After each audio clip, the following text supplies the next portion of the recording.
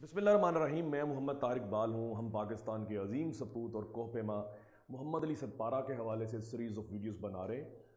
पहली वीडियो के अंदर हमने केटू पहाड़ के हवाले से मुफीद और अहम इंफॉर्मेशन आप लोगों से शेयर की, और आज इस दूसरी वीडियो में मोहम्मद अली सतपारा की इब्तदाई ज़िंदगी, इनकी ज़िंदगी के बाद के माहो साल और अहम एक्सपीडिशंस और एडवेंचर्स के हवाले से बातचीत करेंगे।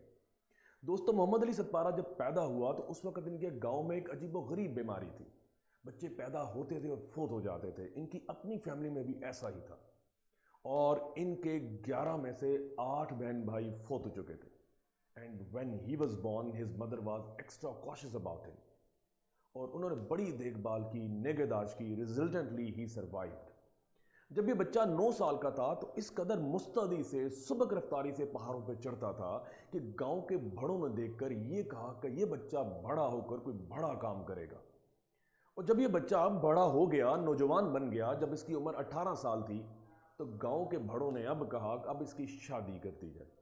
तो मोहम्मद अली सतपारा की एक फातिमा नामी लड़की से शादी कर दी गई, और ठीक 1 साल के बाद इनके यहाँ एक बच्चे की पैदाइश हुई और उसका नाम साजिद रखा गया। जी हाँ, ये वही साजिद है जो कि बॉटल नेक तक अपने बाप के साथ गया था, और जब वापस आया तो रिपोर्टर्स ने घेर लिया, पूछा तुम्हारा बाप कहाँ है।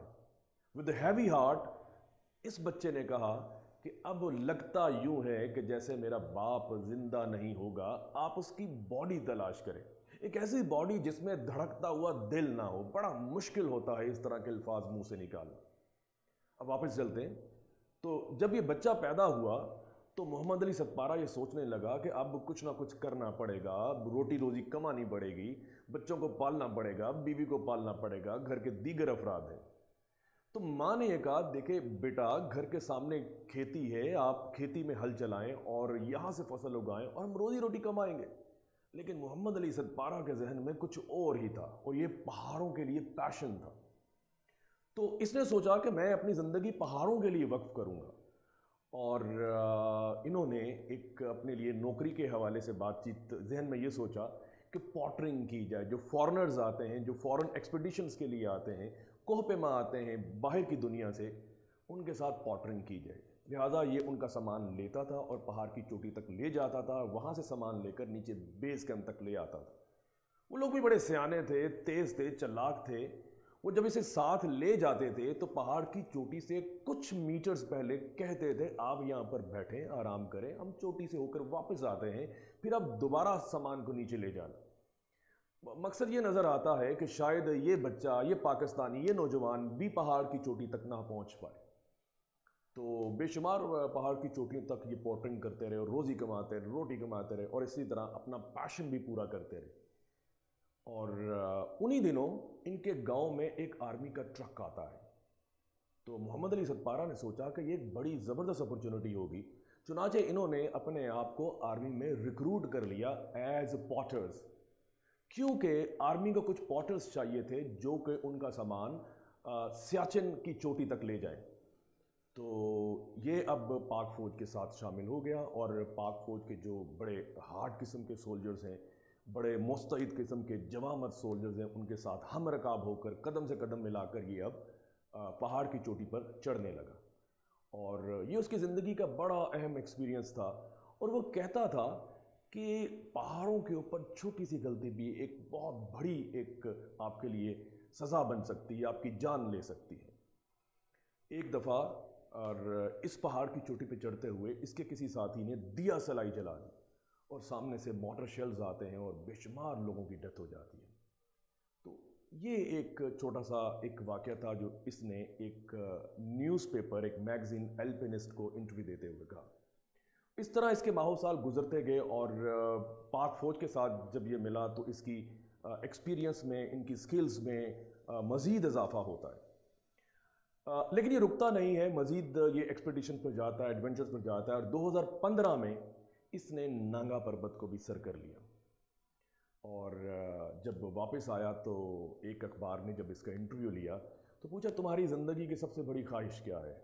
उन्होंने कहा, मेरी ज़िंदगी की 2 बहुत बड़ी ख्वाहिशात हैं। एक ख्वाहिश तो ये है कि मैं अपनी बीवी के लिए सिलाई मशीन ले लूँ, और दूसरी ख्वाहिश ये है कि मैं सर्दियों के मौसम में केटू पहाड़ को सर करूँ। तो यही एक्सपेडिशंस लेके, इन्हीं जज्बात को लेके और इसी पैशन को लेके ये इस साल केटू पहाड़ की चोटी पर जाने का इसने इरादा किया। 2 फॉरेनर्स से, एक इसका बेटा था और ये खुद था। और इसका बेटा साजिद अली सतपारा कहता है कि बॉटल नेक तक पहुंच चुके थे। बॉटल नेक तक केटू की जो हाइट है वो 8,211 मीटर है। तो वहाँ पर साजिद अली सतपारा की तबीयत थोड़ी सी ख़राब होती, वो वापस आता है और हमारे पास जो भी इंफॉर्मेशन है वो साजिद अली सतपारा के थ्रू है। और उसने बताया कि मुझे उम्मीद है कि मेरा बाप जो है पहाड़ की चोटी पर पहुंच चुका होगा, उसने पाकिस्तान का झंडा लहरा दिया होगा, वापसी पर कुछ ना कुछ हादसा हुआ होगा। और फ्राइडे की ये बात है, उसके बाद आज तक हमें मोहम्मद अली सतपारा और उसके जो साथी थे, उसके साथ फॉरेनर्स थे, उनके बारे में कोई इल्म नहीं है। और पाकिस्तान का ये टॉप ट्रेंड रहा है। मैं लम्हा बेलम्हा ट्विटर के ऊपर जाकर वो देखता रहा हूँ, शायद कोई इन्फॉर्मेशन मिल रहा है, शायद कोई न्यूज़ अलर्ट आ जाए कि मोहम्मद अली सतपारा मिल चुके हैं, वो कुछ ना कुछ घर बनाकर वहाँ रह रहे थे, छुपे हुए थे, उनकी वो जिंदा सलामत मिल चुके हैं, लेकिन कोई ऐसी खबर ना आई। तो ये एक बड़ा अहम मोड़ था पाकिस्तानियों की ज़िंदगी में, जब वो क्रिकेटर से प्यार करते रहे, जब वो स्नूकर प्लेयर से प्यार करते रहे, हॉकी प्लेयर्स से प्यार करते रहे, और अब वो माउंटेन क्लाइंबर से भी प्यार करते हैं, मोहम्मद अली सतपारा से प्यार करते हैं, साजिद अली सतपारा से प्यार करते हैं।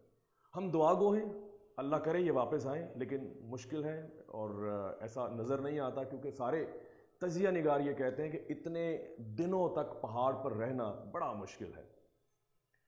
दोस्तों, अपनी अगली वीडियो में ये जो मोहम्मद अली सतपारा की ये जो एक्सपेडिशंस हैं, ये रीसेंट एक्सपेडिशन है, इसके सिंबॉलिक इम्पैक्ट के ऊपर मैं बात करूंगा। अपना बहुत सा ख्याल रखिएगा। पाकिस्तान जिंदाबाद। खुदा हाफिज़।